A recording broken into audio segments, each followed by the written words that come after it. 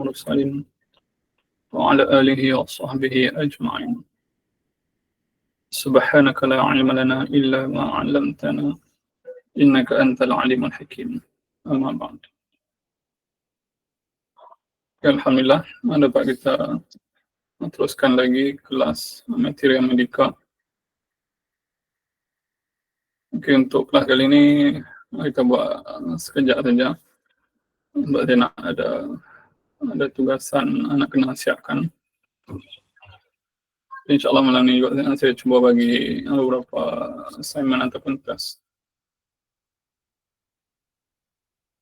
Okay, jadi untuk kelas atau nota yang ke-9 ni, kita akan bincang 7 bahan. Okay, kebanyakan bahan ni bahan yang common lah, yang selalu kita jumpa dan selalu kita guna atau makan. Okay, jadi yang pertama kita tengok kemukus ataupun nama saintifik dia Papaecubeba. Okay, ini rupa kemukus. Okay, sekali tengok tu dia nak macam lada hitam, cuma dia ada tangkai. Okay.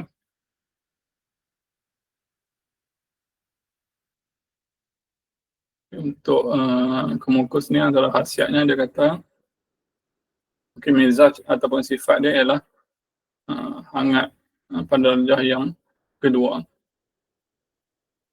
Okay, jadi kita tengok kat sini berbeza sikit dengan herba yang sebelum ni. Okay, kebanyakan herba dia akan ada 2 sifat. Kebanyakan herba dia akan ada 2 sifat. Contohnya panas kering atau panas basah. Okay, tapi yang ni dia sebut satu saja sifat dia, iaitu hangat pada darjah yang kedua. Okay, jadi kita kena ingat tak semua herba tu dia ada 2 sifat. Okay. Dia sebenarnya akan menggunakan 9 jenis mizaj. Okay, maksudnya suatu bahan tu dia boleh jadi salah satu daripada 9 sifat tu. Okay, ada benda yang dianggap seimbang ataupun ugahari. Okay, antara contoh yang dia sebut dalam kitab Bustan, antara benda yang ugahari ialah emas. Okay, dia emas ni dianggap ugahari, dia seolah kosong lah. Dia sudut panas dengan sejuk, dia pertengahan. Dia sudut kering dan basah pun dia pertengahan. Okay, jadi emas tu antara benda yang dianggap seimbang. Jadi kalau kita tengok dalam tajuk emas nanti, dia punya mizaj dia bukan macam yang herba ni lah. Dia tak sebut lah panas apa semua tu. Sebabnya dia memang seimbang. Okay, dan ada juga yang dia bersifat dengan tak seimbang tunggal. Tak seimbang tunggal contohnya macam kemukus ni lah. Iaitu dia hanya ada satu sifat saja, tunggal, iaitu hangat. Dan herba lain kebanyakannya tak seimbang gabung. Ada 2 mizaj. Jadi yang tu kena ingat lah. Jangan ingat semua herba mesti 2 sifat.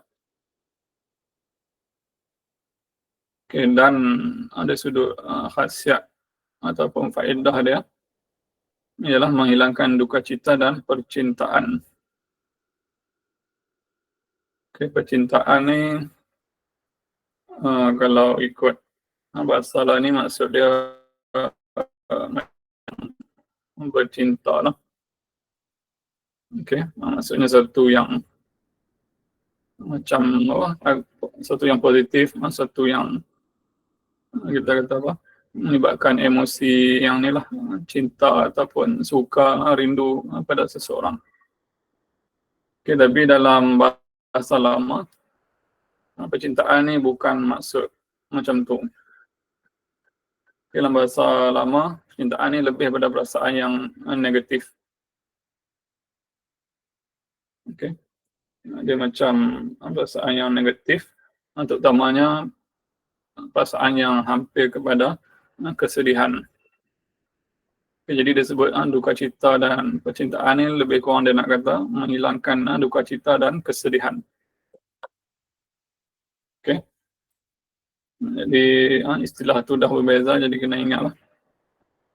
Dan saya tak pasti kalau kat tempat lain.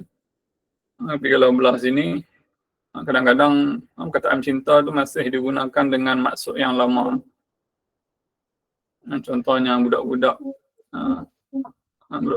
ataupun remaja yang kita nak suruh dia buat sesuatu yang dia tak suka. Jadi orang akan kata jenuh bercinta jugalah nak suruh dia buat sesuatu itu. Okay, jadi di kawasan di setengah tempat di sini ada guna macam tu. Kat tempat lain saya tak pasti. Okay, jadi maksudnya istilah cinta tu di setengah tempat masih kekalkan lagi makna yang lama dia tu. Iaitu makna sedih ataupun susah, yang maksud yang negatif lah. Okay. Jadi mudah kata dia menghilangkan masalah-masalah yang sedih-sedih, murung apa semua ni, termasuk dalam kategori yang sama lah. Okay, jadi dalam bab ni dia seolah-olah satu kita kata ubat yang berkait dengan psikologi, ataupun dalam perubatan dia boleh dianggap ubatan psikiatri lah. Ubatan psikiatri, ubat untuk masalah mental ataupun jiwa ataupun emosi. Okay. Kemudian badam, ataupun nama saintifik dia Prunus adulcis.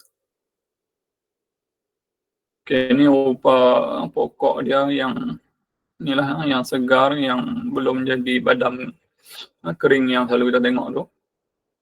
Okay, dia macam kacang lah. Dia ada kulit dia, kemudian kalau kita buka tu waktu kering tu dia keluar inilah badam yang macam biasa tu. Okay, ini badam yang dah kering lah, yang duduk dalam buah dia tadi. Okay, apa khasiat ataupun manfaat badam? Okay, dan laus iaitu buah badam yang masak. Okay, buah badam masak tu dia masukkan badam yang dah kering tadi tu lah, yang biasa jual kat kedai yang orang guna buat kuih ke, buat kek ke. Yang tu lah maksud dia. Okay, khasiatnya hangat lagi basah pada darjah yang pertama.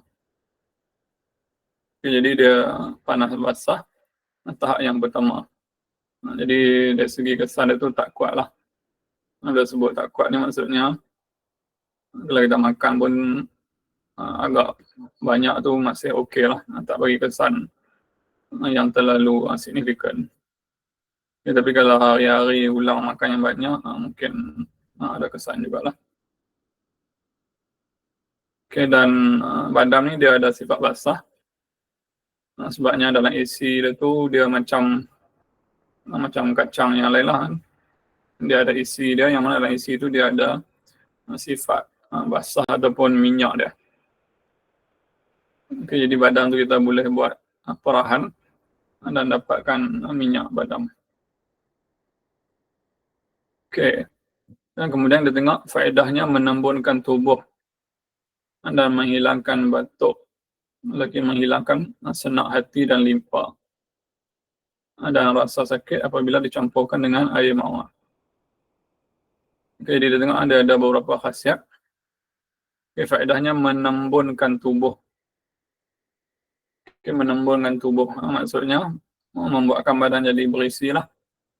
Okay, sebab dia ada isi yang tebal dan isi itu adalah lemak. Dia ada beberapa benda, tapi antara bahan utama dia adalah lemak. Dia punya minyak dia tu. Jadi benda minyak ni dia berkait dengan benda basah. Dia macam balaram jugalah. Okay. Jadi dia antara benda yang ni lah boleh menaikkan badan yang kita kata agak tinggi kalori dia. Okay, jadi kalau makan berlebihan Untuk orang yang memang dah berisi tak apa elok lah. Tapi yang orang yang agak kurus boleh makan pada kadar yang sederhana.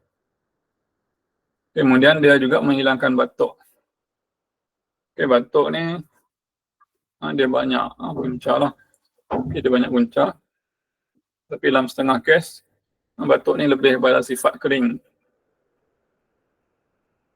Biasanya ada jangkitan. Ada jangkitan, lepas tu jangkitan tu menghasilkan macam kahak. Jadi kahak tu benda asing, jadi tubuh akan cuba buang. Dia nak buang tu dengan cara batuk lah.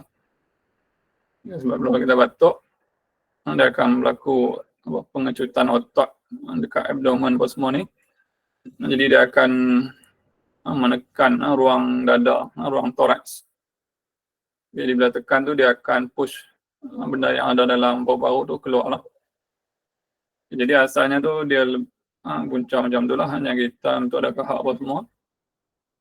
Dan kadang-kadang benda selain jangkitan, benda lain pun boleh menyebabkan kahak ataupun batuk. Contohnya dalam keadaan yang panas ataupun kering. Dia bila sampai tahap kadang terlalu kering, kita boleh rasa tak selesa dan jadi batuk. Mungkin sebab cuaca kering ataupun kurang minum air, ataupun jangkitan itu sendiri. Suatu yang kalau menyebabkan macam nanah apa semua, radang tu dia dah jadi panas. Yang tu pun akan menyebabkan kering juga. Jadi dalam kes macam tu, badam ni dia ada sifat basah lah. Jadi sifat basah pada badam tu, dia macam melawan atau membantu lah untuk kurangkan kering yang berlaku pada salur pernafasan. Kemudian untuk senak hati dan limpa, maksudnya kalau ada masalah yang berkait dengan hati ataupun limpa, secara umumnya boleh juga menggunakan badam. Kemudian rasa sakit apabila sedikit dicampurkan dengan air mawar. Maksudnya dia boleh hilangkan rasa sakit. Jadi yang ni kita panggil analgesik lah. Jadi ada beberapa kaedah analgesik secara tradisional. Ini adalah salah satu dia lah. Analgesik yang tahan sakit. Antara bahan lain yang banyak orang guna hari ini adalah cengkeh. Cengkeh pun antara bahan analgesik. Kemudian kalau bahan yang paling kuat tu yang candu tu lah. Itu memang bukan setakat analgesik, dia juga boleh bagi anestetik. Jadi itu antara inilah rahsia-rahsia badam.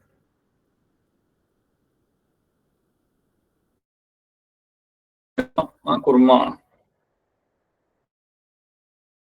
ataupun tamar ataupun ada panggil rutab, dia ada banyak nama lah. Dia ada banyak nama. Adalah hadis pun ada sebut, Al-Quran pun ada sebut. Cuma nama yang famous dalam bahasa Melayu kita ni kurma lah. Kurma kalau tak silap dia bahasa dari bahasa Parsi. Asalnya tu eja dia kha. Huruf kha. Khurma. Tapi dia masuk ke Melayu, dah tukar ejaan jadi kurma. Nama saintifik dia Phoenix dactylifera. Kurma ni semua orang kenal lah. Kemudian dan tamr. Tamr tu bahasa Arab. Jadi kalau ada orang Melayu panggil tamar tu, dia merujuk pada istilah daripada Arab lah. Tapi kalau kurma, sebenarnya dah jadi bahasa Melayu tapi asal daripada Parsi. Khasiatnya hangat lagi basah pada darjah yang kedua. Dia panas basah tahap kedua. Faedahnya memberi kuat akan badan dan syahwat, tetapi jadi daripadanya darah yang keruh. Ini kita kata kena ambil tahu lah. Sebab yang banyak berlaku ni, bila benda-benda yang Nabi sebut makanan sunnah buat semua ni, orang macam ambil secara berlebihan kadang tu. Mentang-mentang benda tu Nabi sebut, Nabi puji, dan Al-Quran pun ada sebut buat semua. Jadi ada yang kata benda ni boleh makan sebanyak-banyaknya lah, boleh makan kerap. Tapi sebenarnya tak macam tu lah. Kalau ikut dari segi kajian moden pun ada benda yang kita kena ambil kira dan hati-hati. Dan ikut orang dulu-dulu pun dia ada kajian secara dulu, dan juga dapati dia juga ada kesan dia yang lain. Jadi dia bagus sebabnya dia bagi kuat badan. Sebabnya kurma ni dia tinggi dengan gula, glukos, fruktos, semua tu, semua jenis karbohidrat tu semua dia ada. Jadi dia bagi tenaga lah, dia kuat badan. Syahwat tu pun lebih kurang jugalah. Syahwat tu selera ataupun libido. Konsep dia mudah, bila ada tenaga, dia macam automatik akan naikkan syahwat. Sebab tu salah satu petua yang Nabi ajak untuk masalah syahwat apa semua ni, Nabi ajak supaya puasa. Memang sifat nafsu macam tu. Nafsu ni dia macam binatang kan, macam haiwan. Bila dia lapar teruk tu, dia ni lembek, tak larat buat apa. Kalau kita tengok binatang macam kucing, bila lapar tu dia main lah, jadi jinak lah, jadi baik, duk main kat kita apa semua, nampak bagus, nampak kesian. Tapi bila dah dapat makanan, dah dapat tenaga apa semua, maka dia jadi perangai dia lah, jadi perangai tak elok dah. Kalau kata kucing tu tak kenyang tu, panggil pun tak main kadang, tu buat masalah macam-macam dalam rumah, bagi sepah lah apalah. Nafsu pun sama gitulah. Bila lapar tu dia akan behave, dia okey, dia terkawal.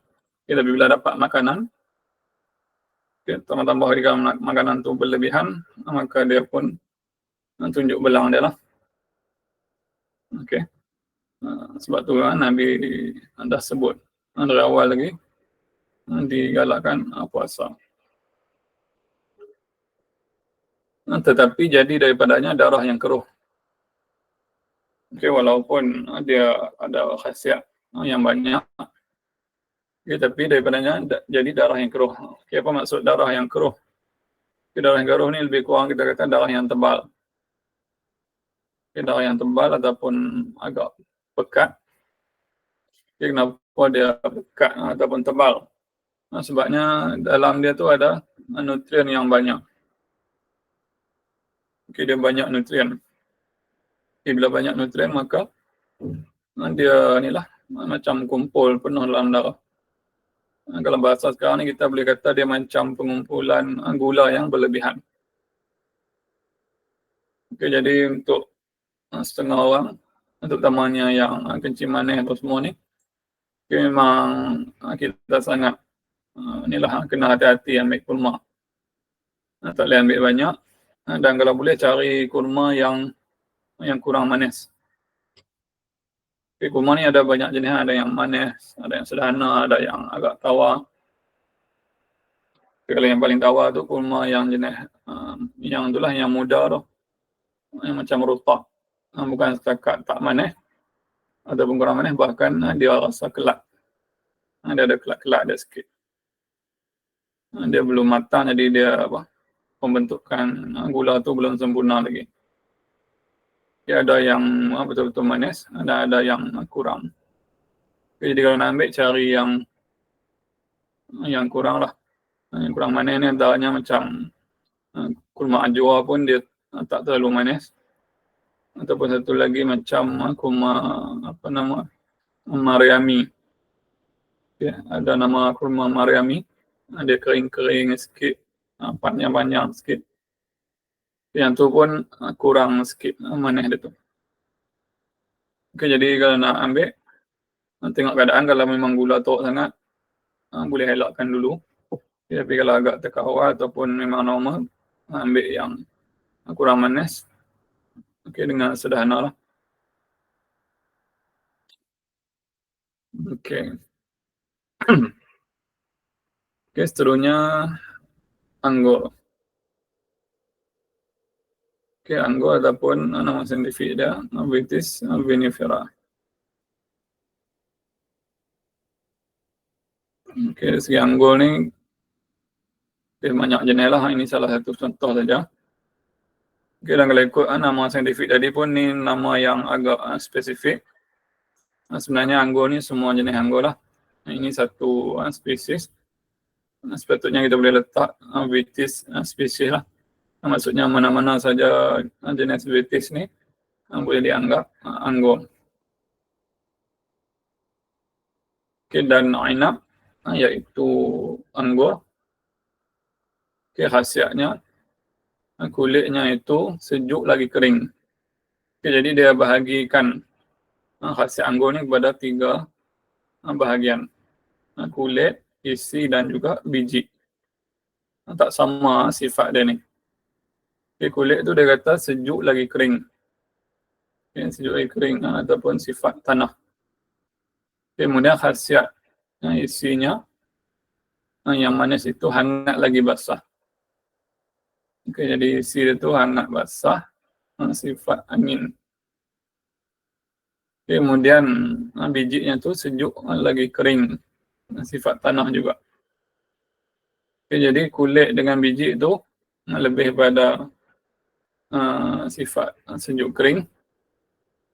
Okay, jadi kita banyak guna untuk benda yang perlu sifat sejuk kering lah.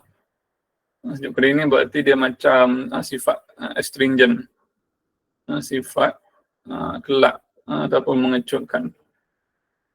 Okay, jadi untuk masalah jenis panas, kita boleh gunalah biji anggur tu. Kalau ikut tu ada orang ada proses buat minyak. Dia panggil grape seed oil. Minyak biji anggur. Okay, jadi boleh gunalah yang tu.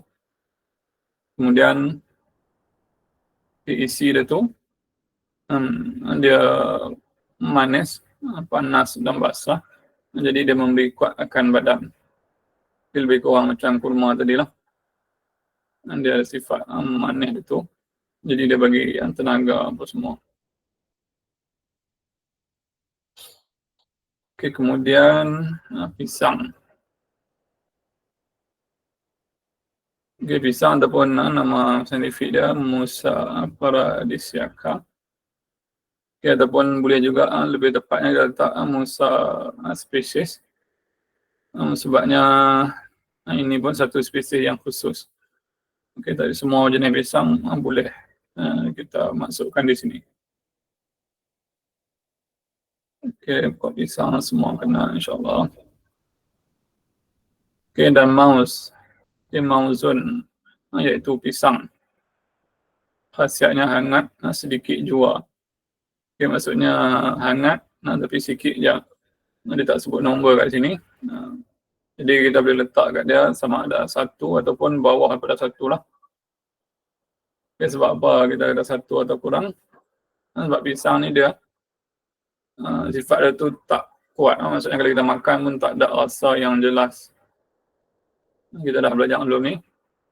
Rasa tahap 1 ni dia boleh ambil banyak. Dan kalau banyak sangat-sangat betul-betul barulah dia ada kesan yang jelas. Okay, tapi itu bagi orang yang normal. Okay, itu bagi orang yang normal. Bagi orang yang tak normal, dia mungkin pisang tu mungkin jadi seolah-olah dah sifat 2 atau 3 ataupun mungkin 4 pun boleh juga. Okay, untuk mudah faham, dan bagi orang yang normal, pisang ni tak ada masalah apa pun, semua boleh makan. Okay, tapi bagi orang yang ada masalah yang berkait dengan jantung, yang berkait dengan kadar potasium dia, Okey, potasium dalam pisang sangat tinggi. Okay, jadi orang yang ada masalah hyperkalemia, kalemia iaitu terlalu banyak potasium dalam darah. Okay, jadi bagi orang yang tu dia dianggap tak normal, walaupun pisang tahap 1 tetaplah bahaya untuk dia. Okey, jadi kena hati-hati. Walaupun pisang ni benda biasa, tapi kalau yang datang pada kita tu adalah orang yang sakit, kita tak boleh inilah sembarangan bagi makan itu inilah. Kita kena ingat tu, orang yang sakit ni walaupun bahan tu seimbang, walaupun bahan tu tahap 1, tetap ada risiko untuk dia. Okey, dia kata jika banyak makan nescaya menyengkakkan perut. Okay, maksudnya inilah dia pun kandungan nutrien dia tinggi. Dia ada fiber, dia ada isi, dia apa semua tu, jadi dia akan cepat bagi kenyang lah. Okay. Tetapi menambahi mani dan mengeluarkan kemih. Okay, jadi dia pun antara bahan yang kita kata ni lah memperbanyakkan air mani, sama macam bawang, susu, telur yang kita dah sebut hari tu. Okay, kemudian dia juga mengeluarkan kemih. Okay, mengeluarkan kemih ni maksudnya dia sama ada dia ada sifat macam diuretik, okay, ataupun dia ada bahan tertentu yang bila banyak tubuh akan buang melalui air kencing. Yang mana salah satu dia tu ialah potasium tu lah. Okay, potasium dia tinggi. Okay, jadi bila kita makan banyak, kumpul banyak dalam badan potasium tu, maka tubuh akan buang. Okay, dan antara cara untuk keluarkan potasium yang paling utama dalam tubuh kita ialah melalui air kencing. Dia ada beberapa mineral utama yang dikawal oleh tubuh kita. Contohnya sodium, potasium. Okay, ini antara benda-benda yang keluar melalui air kencing. Kemudian dan jika dimakan dengan air madu, nescaya hilang segala mudaratnya. Okey, ini untuk orang yang kita kata normal lah. Okey, orang yang normal maksudnya kalau dia makan banyak tak payah elok. Okey, tapi kalau ada yang campur sikit dengan madu, ataupun air madu, dia akan jadi kurang ataupun hilang mudarat lah. Okey, tapi bukan bagi orang yang ada masalah metabolik. Okey, terutamanya diabetes.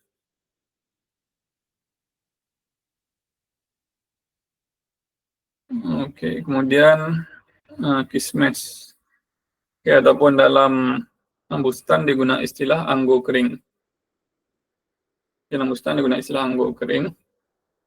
Ini pun samalah nama saintifik dia dengan anggur tadi. Okay, cuma yang ini satu spesies yang khusus, kita boleh sebut Vitis spesies. Mana-mana saja jenis Vitis ni. Okay, rupa kismis. Okay, ada yang kuning, ada yang gelap, purple gelap. Okay, ataupun ada yang macam hitam tu pun ada. Okay, biasanya yang kuning tu dia ada sulfur. Okay, sulfur dia agak tinggi. Okay, dia kena ni dah, hati-hati juga untuk masalah yang berkaitan dengan sulfur. Okay, dalam bahasa Arab disebut zabib. Okay, zabib iaitu anggur yang kering ataupun kismis. Okay, khasiatnya hangat lagi basah. Okay, seperti sabda Nabi SAW. Okay, kuluhu bismillahirrahmanirrahim. Ni'mat ta'amu yashuddul asab wa yuzhibul balgham wa yusaffil laun. Ini satu hadis yang disebut dalam kitab Bustan. Cuma yang ni saya tak cek dia punya taraf taraf hadis ni. Okey. Mungkin sahih, mungkin tak sahih, boleh kena cek balik yang ni. Cuma biasanya Nabi tak guna istilah-istilah yang terlalu spesifik dengan perubatan. Contohnya balgham semua ni. Walaupun kita tak nafikan zaman Nabi itu memang ada tokoh tabib nama dia Harith bin Qaladah yang belajar perubatan macam Ibn Sina ni daripada Parsi ataupun Jundi Syapur. Walaupun zaman tu dah ada, cuma Nabi setakat saya tengok jarang ataupun tak benar lah Nabi guna istilah yang betul-betul khusus sama macam dalam perubatan Parsi ataupun Yunani ni. Nabi biasanya hadis Nabi dalam perubatan dia bersifat umum. Jadi kena cek baliklah hadis ni. Dalam kitab Bustani dia sebut saja tapi dia tak nyatakanlah taraf hadis tu. Kita tengok apa maksud dia ataupun terjemahannya. Artinya makan oleh kamu zabib serta ucap oleh kamu dengan Bismillahirrahmanirrahim sebaik makanan zabib, iaitu memberi kuat akan segala urat dan menghilangkan balgham dan mengelakkan warna badan. Jadi dalam kalau ikut hadis ni dia kata gitulah khasiat kismih ni bagi tenaga, sebabnya dia pun macam anggur tadilah, dan dia isi dia bersifat manis, panas, jadi dia bagi tenaga, bagi kuat akan segala urat dan menghilangkan balgham. Sebab dia kalau ikut kismih anggur yang asal tu dia walaupun dia panas tapi dia ada basah dia tu. Tapi special untuk kismis walaupun dia daripada anggur tapi dia dah dikeringkan. Jadi sifat basah dia dah berkurang, maka dia tinggi dengan sifat kering. Campur dengan sifat panas yang memang sudah ada, jadi dia lebih kepada sifat panas kering. Jadi sebab tu dia melawan balgham. Dan kita pun orang Melayu selalu ingat, kalau tak cerdik pergi makan kismih. Budak-budak kalau tak apa pandai ke apa bagi makan kismih banyak-banyak. Sebab apa? Sebab ni memang dari zaman dulu lagi lah. Memang dari zaman dulu sama macam luban dakar tu ataupun liban dakar. Yang tu pun sama, dia sifat panas kering. Jadi dia mengurangkan balgham. Maka baguslah untuk bagi otak tu cerdik dan cerdas. Cumanya dari segi realiti, kecerdikan atau kepandaian ni dia ada dua faktor lah. Satu faktor organ, satu faktor fungsi organ tu. Jadi maksudnya kalau kita makan kismis ataupun bahan-bahan lain lah yang dikatakan bagus untuk otak tu, tapi kita tak latih, tak bagi otak tu berfungsi dengan cara yang betul, tetap dia akan kita kata tak menjadilah, dia tak berkesan. Mudah kata macam tubuh badan kita lah. Tubuh badan kita walaupun kita ada organ yang sihat, tapi kalau tak jaga, tak guna untuk bergerak, senaman, membuat latihan semua tu, badan tu tetap dia boleh jadi lemah, dia tetap boleh kena penyakit.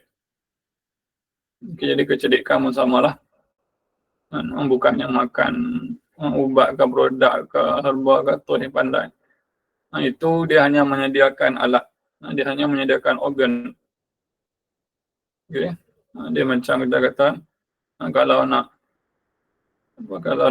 pecut laju-laju, dia perlukan kenderaan yang elok, yang sangat elok, sangat berkualiti, dan juga perlukan pemandu yang hebat, yang cekap. Jadi kalau kita dah sediakan otak yang terbaik, makan itu ini, kita dah sediakan kereta yang mewah paling mahal, tapi driver tu teruk, maka tak jadilah. Otak pun macam itulah, walaupun dah jaga macam-macam pantang itu ini, tapi tak guna untuk buat latihan, tak guna untuk buat hafalan. Dia sama je lah, macam tak ada fungsi. Okay, dan dikatakan juga mengelakkan warna badan. Okay, kemudian yang terakhir iaitu D5. Okay, D5 ataupun bahasa saintifik dia Punica granatum. Okay, rupa D5 insyaAllah semua kenal. Okay, cuma kalau kat Malaysia ni kalau tanam D5 dia payah nak dapat yang besar-besar macam ni. Kat Malaysia selalu kalau tanam dapat dalam besar penumbuk je. Okay, tapi kalau kat luar tu boleh dapat 2 genggam, 3 genggam kadang tu. Itu banyak faktor lah, faktor tanah, cuaca dan sebagainya. Dekat Mesir banyak tu kan? Mesir. Kat Mesir banyak. Tu beberapa tahun sebelum ni sampai sekarang pun saya tengok ada orang duk promote D5 Mesir pun semua kan. Memang tak nafi lah. Kalau kat Mesir tu anggur dia tu memang saiz dia tu kita kata macam mana kita kata dia macam kelapa yang kecil lah. Buah nyok yang kecil tu lebih kurang macam tu saiz dia. Okay. Lepas tu dia murah tu kan, RM1. Saya pernah pergi sana kerja. Saya daripada Cairo tu saya pergi ke Dumyat tu kan. Dekat sepanjang tu banyak je orang jual. Lepas tu saya beli tu macam RM1 satu dia jual. Jatuh pada RM1 lah satu. Dia murah sangat lah. Ya, dia kat sana D5 tu macam buah biasa je lah. Macam kat sini mungkin macam buah langsak gitulah. Dia dah jadi macam buah-buahan tempatan lah. Macam buah langsak, buah manggis gitu. Maksudnya benda yang biasa sangat lah. Okay, siapa yang minat 5 boleh lah try pergi. Dulu kat Malaysia ni orang buat macam-macam cara tapi kat sana sebab D5 ni murah dan senang dapat. Kita tak ada lah korek sikit-sikit makan seketul-seketul macam tu. Dia ada teknik dia. Dia ada cara potong dia, kemudian kita akan ketuk dengan sudu atau benda yang keras. Dia akan luruh sebiji-sebiji tu. Kadang tu kita kumpul dalam 2-3 biji buah 5, semuanya kita ketuk. Jadi makan tu macam makan nasi lah ataupun macam makan bubur. Okay. Memang puas lah. Selalu buah dia pun manis elok. Tak masam. Macam kat sini selalunya dapat yang masam sikit. Okay. Okay, dan rumman iaitu buah delima yang manis. Okay, rumman banyak disebut dalam Quran. Okay, buah delima yang manis. Okay, maksudnya kalau masam tu dia kurang sikit lah. Okay, dia ada khasiat dia juga, tapi yang pertama yang nak bincang kat sini yang manis dulu. Okay, khasiatnya sejuk lagi basah pada darjah yang pertama. Okay, kalau dia manis, dia sebab kot mana pun dia akan ada masam dia sikit. Manis-manis masam tapi manis tu yang dominan. Okay, jadi kalau yang manis tu dominan, dia sifat sejuk basah. Tapi pada tahap yang pertama. Okay, kalau dia masam betul, dan yang masam khasiatnya sejuk lagi kering pada darjah yang kedua. Okay, yang ni sejuk itu naik tahap, jadi tahap kedua, kemudian dia lebih kepada kering pula. Maksudnya dia macam nak macam astringent sikit. Dia dah jadi kadang tu nak macam kawah kelak sikit. Kalau terlalu masam lah. Kalau kita makan pun rasa kecut lidah. Okay, ini kalau delima masam lah. Okay. Kemudian faedahnya menyembuhkan penyakit Safrawi, lagi menyembuhkan luka paru-paru.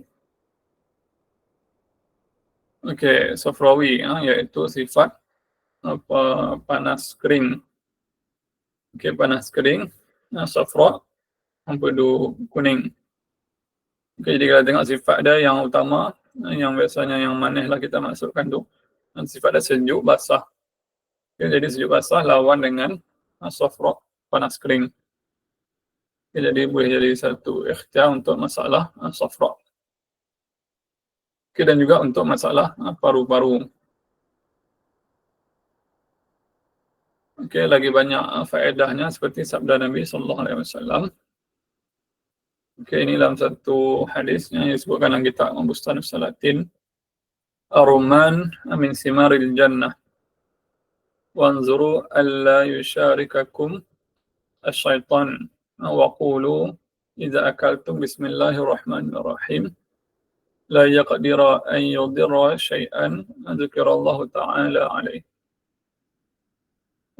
Apa maksud dia? Maksud dia yang delima itu daripada buah kayu syurga.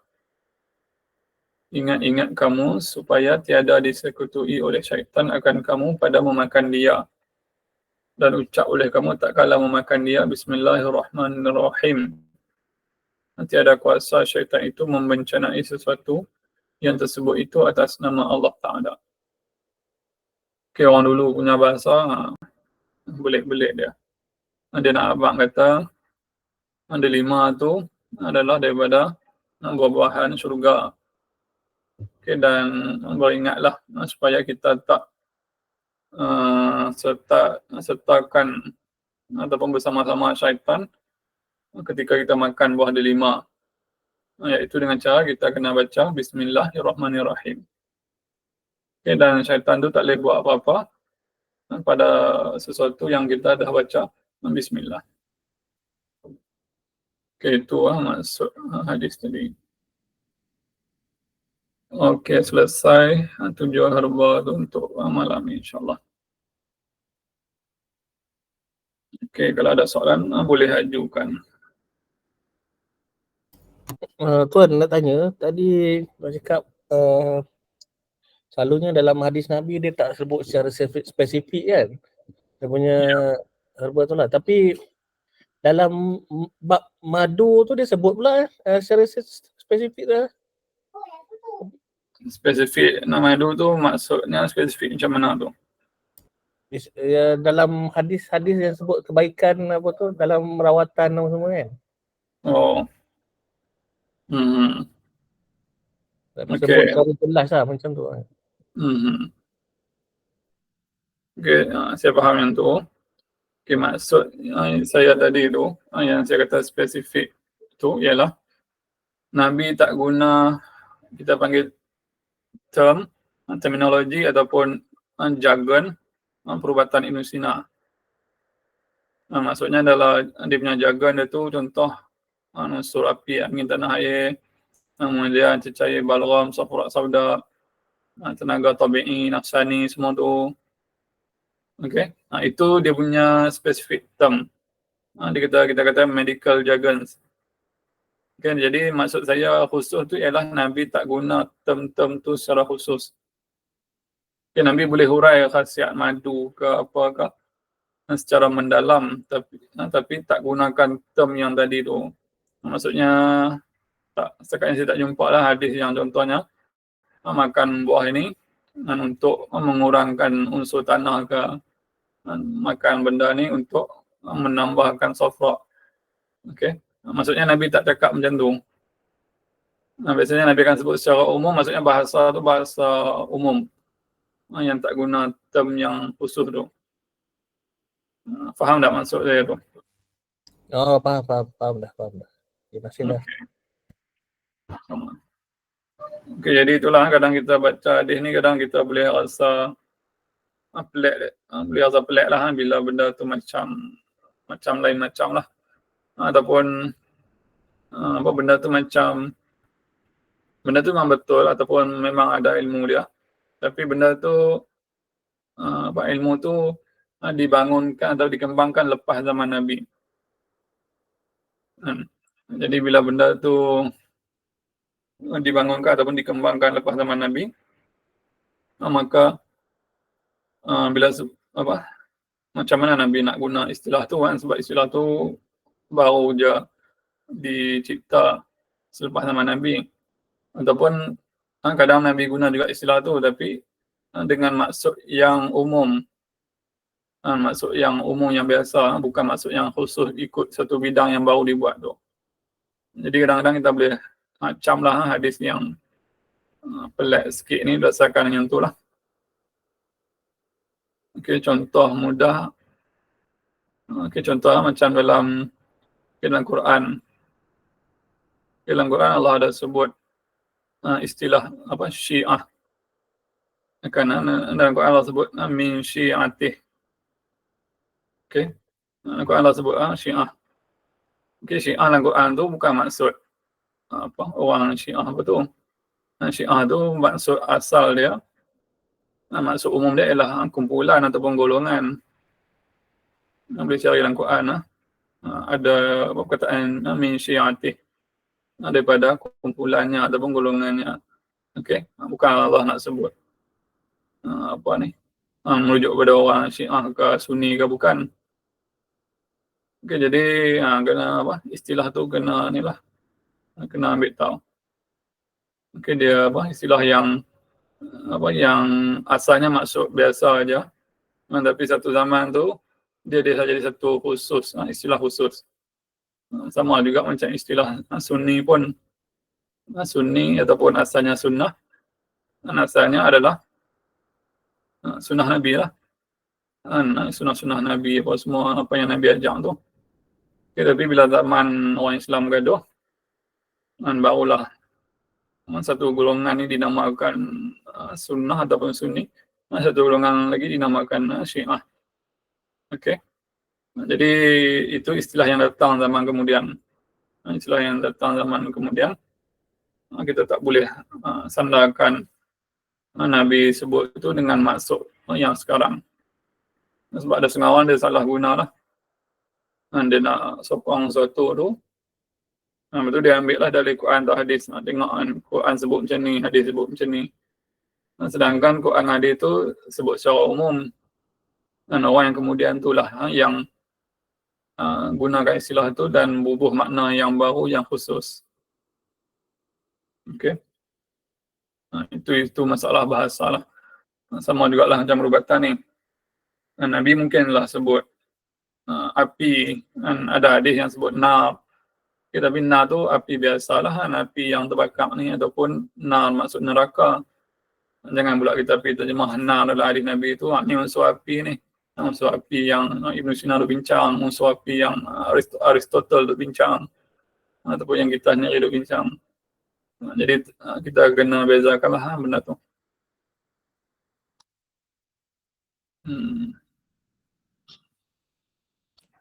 Okay, ada soalan lain tak? Tuan. Ya. Kurma ni dia panas dan basah pada darjah kedua kan? Kalau kita campurkan dengan something yang panas dan kering pada darjah kedua, dia jadi seimbang ke? Dia jadi kosong? Okey, dia panas basah kita campur dengan panas kering. Panas basah darjah kedua campur dengan panas kering darjah kedua. Dia jadi apa? Okey, sebenarnya benda ni kalau saya congak tu saya tahu lah jawapan dia akan jadi panas saja. Panas saja. Ni saya congak tapi nak hurai secara detail kena guna matematik mizaj lah yang kita dah pernah buat kan. Saya pernah ajar kan. Saya tengok ni kurma nak campur dengan halba panas kering darjah kedua. So hasil dia jadi apa? Saya nak tahu. Okey, kalau berdasarkan congak kita tahulah dia akan dapat panas sebenarnya. Cuma saya nak tunjuk macam mana saya congak tu. Okey, saya tunjuk kat sini ya.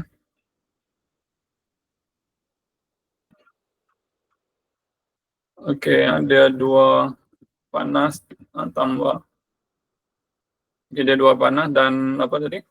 Basah. Panas dan basah darjah kedua. Dan dua basah dan tambah dengan dua panas. Dua panas, dua kering. Dua kering. Darjah kedua juga. Dan kita tengok dua pi campur dua pi jadi 4pi. Okey, kemudian dua basah, dua kering. Kalau ikut dia saling berlawan kan, bila bercampur dia akan hilang. kira kosong lah sebenarnya. Ataupun kalau kita nak kira matematik itu dia jadi inilah kan, 2 basah campur 2 kering. So kita akan ambil yang dominan. Dominan tu ialah 4P ni. Jadi panas lah, panas dominan. 4P tu maksudnya sangat panas ke? Bukan. Dia tak menaikkan tahap 2 panas tahap 2 atau panas tahap 2. Dia tak akan menaikkan dia jadi panas tahap 4. Sebenarnya tahap ni saya tak ajar. Kalau campur mizan ikut tahap ni saya tak ajar lagi. Sebab dia kompleks sikit. Itu saya ajar satu panas, satu ni tu maksud dia dos, timbangan. Sebab contohlah kita dah campur kurma dengan halba ni, lepas tu kita campur lagi habatus sauda. Habatus sauda panas dengan kering. So dia jadi terlebih panas ke? Okey, kita boleh congak macam tadi lah. Yang ni kita congak dia tahu dia akan jadi panas. Sebab kering dengan basah akan saling cancel. Maksudnya positif 2 dengan negatif 2 dia akan jadi kosong. Macam tu. Cuba tu campur habatus sauda panas kering darjah pertama. Yang tu dia jadi 5 panas. Kalau pakai tu boleh, tapi dia akan proses yang panjang. Sebabnya yang ni saya tak ajar lagi sebelum ni. Oh, dia tak direct Dia macam ni. Ni saya tunjuk secara simple je lah. Okay, tadi kita anggap sama banyak lah. Sama banyak. Sama banyak ni maksudnya contohnya 1 gram ataupun macam itulah. Ataupun semuanya 1 gram ataupun semuanya 1 gram. Ya. Okay, jadi kalau panas tahap 2 bukannya kita tulis 2P. Okay, kalau panas tahap 2 kita akan tulis P kuasa 2 sebenarnya.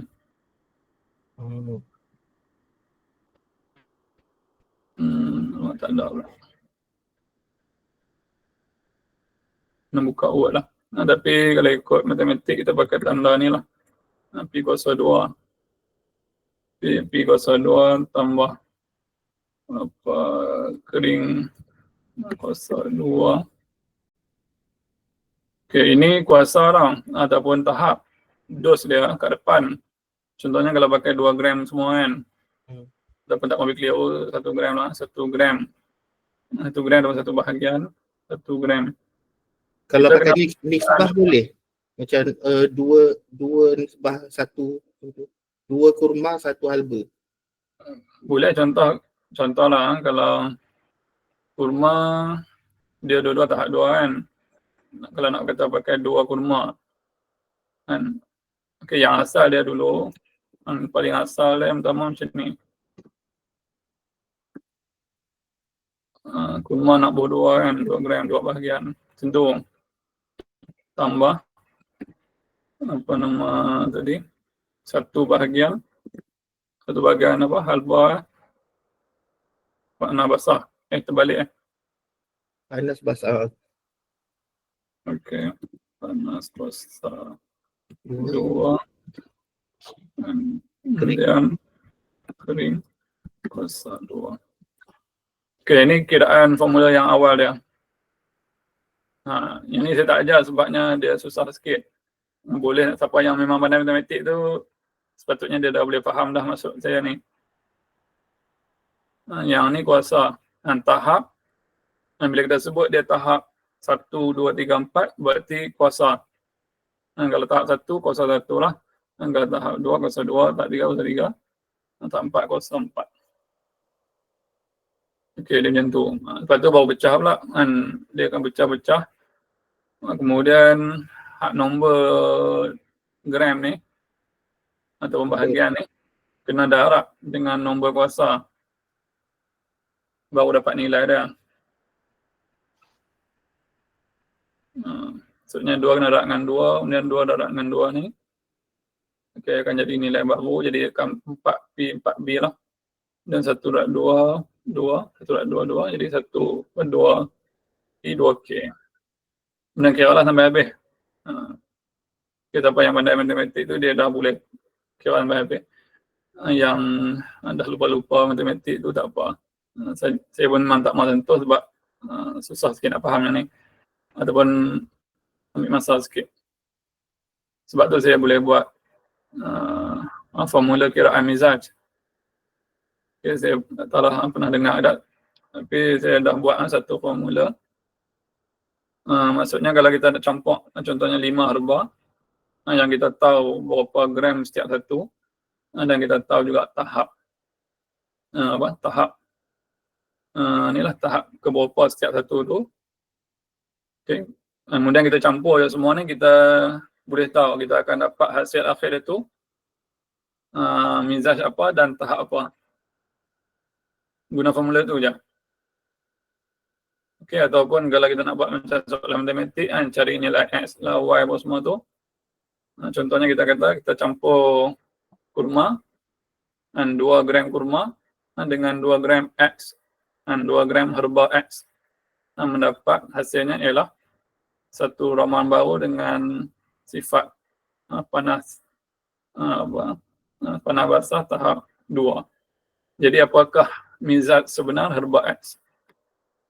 Boleh buat sebenarnya benda tu. Okay. Siapa yang memang faham matematik, dia boleh dapat lah macam mana benda tu berlaku. Dia macam buat algebra je. Okay, jadi kalau tuan apa tadi Syarizal rasa memang tahu matematik ataupun nak kaji sendiri lepas ni, insyaAllah boleh dapat benda ni. Okay, saya boleh ajar benda ni, cuma perlu sesi yang khusus lah untuk benda ni. Faham tak? Okey. Nak belajar tapi lain kali lah. Cuma saya bagi gambaran umum macam tu lah. Mungkin kawan-kawan lain tak minat kot. Tapi saya nak tahulah hasil ni. 2P kuasa 2 ke 4P tuan? 4P 4B ke 2P kuasa 2 campur 2B kuasa 2 campur 1P kuasa 2 campur 1K kuasa 2. Bukan 2P campur 2K. Sekejap saya cari balik formula tu. Tapi kalau tuan kejar masa tak payahlah. Sekejap saya tengok sikit. Sebab sebenarnya saya nak tulis satu buku mengenai formula tu, tapi tak sempat siap lagi buku tu. Sekejap saya tengok, kalau ada saya tunjuk sikit. Sebab soalan saya ialah kalau kita campur kurma dengan halba 2 nisbah 1 jadi apa, and then kita campur habatus sauda 1 nisbah 1, hasilnya jadi apa? Adakah jadi terlampau panas? Selamat. Kita boleh congak, cuma saya nak beritahu cara nak tahu jawapan tu kena buat kiraan. Kiraan tu memang ada dalam kitab, semua kitab adalah, secara khususnya kitab Ibn Nafis. Tapi kalau tuan nak ajar algebra ni semua, tak tahulah yang orang lain kan, saya okey je. InsyaAllah saya tak ajar pun, cuma saya nak tunjuk gambaran saja. Tadi tu gambaran kasar sebab saya tak boleh nak tunjuk gambar kuasa tu, ni saya dah tulis sebelum ni dalam Microsoft Word.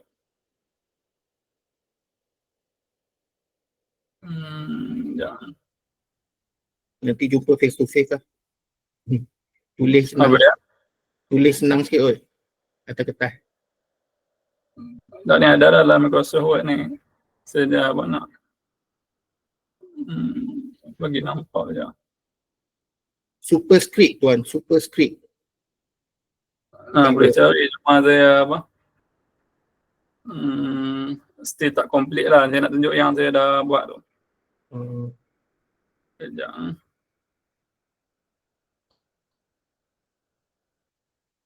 B tu panas kan? B tu basah.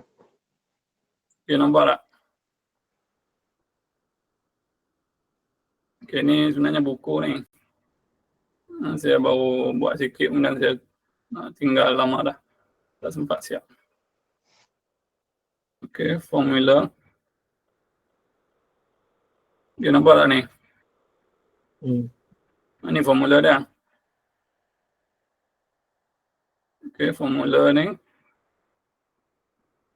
N tu adalah nombor ataupun dos ataupun timbangan. Okay, T ini adalah apa ni, tahap. T itu tahap, yang tu nombor dos ataupun nombor bahagian. Okay.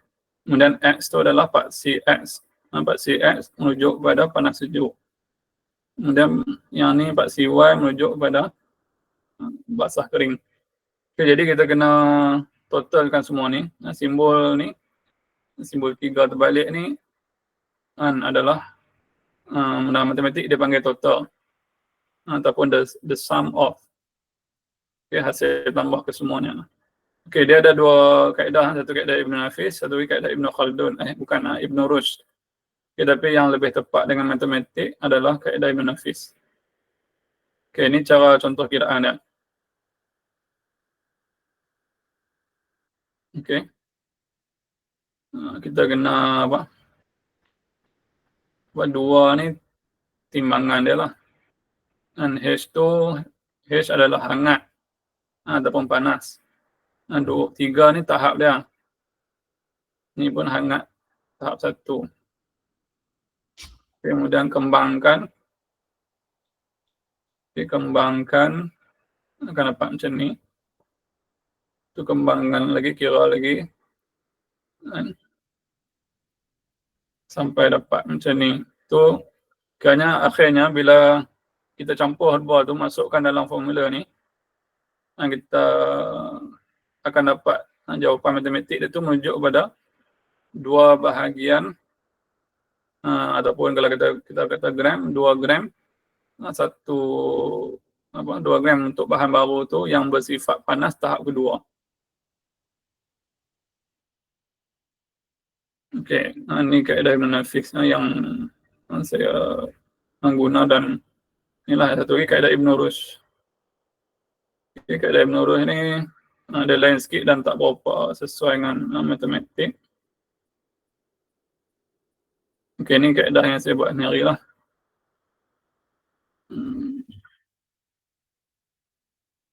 Okey, kaedah dia macam ni.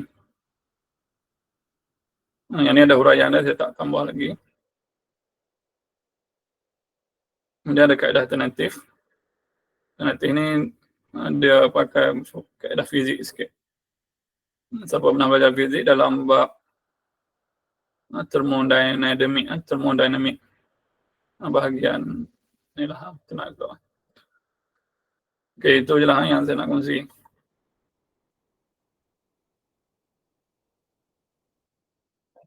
Doa lah, nanti ada masa saya sambung tulis, nanti boleh tengok lah secara detail insyaAllah.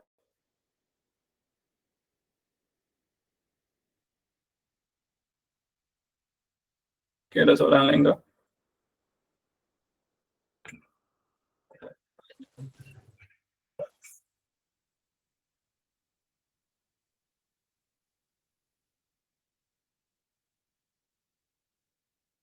Kita ada soalan lah.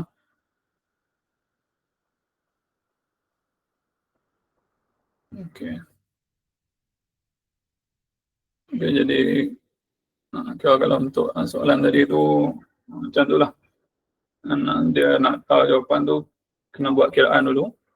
Dan nanti kita akan dapat lah tahap dia macam mana apa semua. Kemudian kita tahu lah bahan tu selamat ke bahaya. Okay, itu baru satu aspek lah. Selamat atau bahaya dari sudut mizaj. Okay, tapi bila gabung dengan ilmu yang moden, ilmu kimia, farmakologi apa semua ni, selain pada aspek mizaj, kita juga kena tengok pada bahan kimia itu sendiri lah. Sama ada bahan kimia itu sendiri, bahan aktif dalam halba itu sendiri, apa kita kata ada bahan yang tak sesuai kalau duduk sekali. Contohnya kita campur herba yang menaikkan tekanan darah dengan herba yang menurunkan tekanan darah. Okey, jadi secara kasarnya kita kata kalau satu herba naikkan darah, satu herba turunkan tekanan darah, hasil dia tak ada perubahan yang jelas lah. Sebabnya satu naik, satu turun, jadi dia macam berlawan, jadi tak ada hasil. Okay, itu satulah. Kemudian dari sudut yang lain, yang kita kena tengok juga ialah kadang-kadang kita bila kita campur dua bahan, Dia macam kita buat eksperimen kimia lah. Campur bahan dia mesti akan ada tindak balas. Okay, jadi kadang-kadang bahan A dengan bahan B bila campur dia tak bertindak balas. Walaupun duduk sekali tapi dia asing-asing, jadi dua-dua boleh buat fungsi dia. A buat A, B buat B. Tapi dalam setengah keadaan, bila A campur dengan B, dia akan bergabung. Okay, dia akan menghasilkan bahan C. Bahan A dengan B dah hilang. Dia jadi bahan baru yang nama dia C. Okay, yang C ni adalah bahan baru yang kita tak kaji lagi fungsi dia. Boleh jadi bagus, boleh jadi bahaya, boleh jadi tak ada apa-apa. Okay, jadi sebab tu ilmu campuran herba semua ni, kita kalau boleh belajar sedalam-dalamnya dan jangan tinggal yang kajian moden. Okay. Herba tu kita boleh kira cara tadi lah, dan formula macam-macam ada. Okay, tapi yang sifat farmakologi itu kena rujuk yang kajian farmakologi. Dan kita tak mau ni lah ada kesan sampingan ataupun lahir bahan baru, terhasil bahan baru yang toksik, yang mungkin mendorakkan ataupun racun yang membunuh lah. Okay. Sebab memang berlaku lah secara realiti. Makan produk itu ini buat semua kena sakit macam-macam. Bukan kita nak blame, nak salahkan apa. Ubat moden pun samalah, dia pun ada kesan sampingan, ada waktu salah ambil, salah bagi jadi penyakit buat semua. Itu ada. Okay. Dan benda tu juga berlaku pada herba. Okay, benda tu juga berlaku pada herba. Salah bagi buat semua, tak tahu farmakologi apa, pakai jual aja. Dan akhirnya orang yang ambil itulah yang menderita. Yang terbaru, saya tak pasti saya dah sebut ke belum. Okay, saya lah ni tengah posting ONG. Tak lama lagi dah naik exam, doakan. Okay, saya kena submit. Dia panggil case write-up lah, kajian case. Okay, untuk patient gynecology yang saya buat tu, dia adalah pesakit recurrent multiple uterine fibroids. Okay, maksudnya ada fibroid dekat uterus dia yang banyak ketul, lebih kurang 20 ketul, dan benda tu recurrent, berulang sejak 2000, kalau tak silap first dia dapat tahu fibroid dia tu 2013. Okay, bayangkan dari tempoh tu sampai sekarang, dia sebelum ni dia dah buat 2 kali pembedahan, buang fibroid. Buang ada balik, buang ada balik. Okay, dan kalau tengok sejarah dia tu, memang dia ada ambil satu suplemen tu lah. Dia ada ambil satu suplemen tu. Yang mana kalau tengok tu dia kemungkinan besar ada hormon. Dia bukannya benda asing yang bahaya pun. Kadang tu ada hormon yang sama macam dalam badan je pun. Terutamanya estrogen apa semua tu. Okay, semua tu boleh merangsang benda tu. Okay, jadi kita ni lah kena bertanggungjawab, kena itulah bagi herba dengan ilmu yang sepatutnya. Sebabnya ialah yang menanggung tu orang lain. Takut asal tak langsung kita lah yang menyebabkan dia jadi macam tu. Okey. Okay, jadi setakat tu kelas kita. InsyaAllah nanti saya maklum semula kelas yang seterusnya.